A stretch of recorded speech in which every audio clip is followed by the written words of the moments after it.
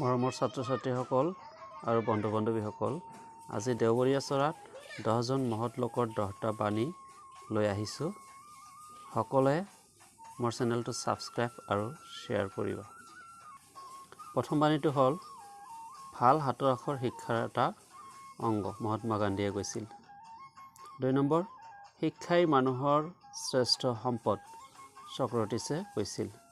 3 number, উপদেশতকৈ আৰ্হি ভাল, হজৰত মহম্মদে কৈছিল।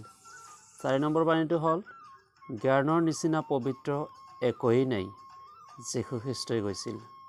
5 নম্বৰ, নিৰক্ষৰতা মানেই জ্ঞানহীন নহয়, ৰবীন্দ্ৰনাথ ঠাকুৰে কৈছিল। 6 নম্বৰত, নোৱাৰা শব্দটো মূৰ্খৰ ভঁৰালতহে থাকে, আব্ৰাহাম লিংকনে কৈছিল।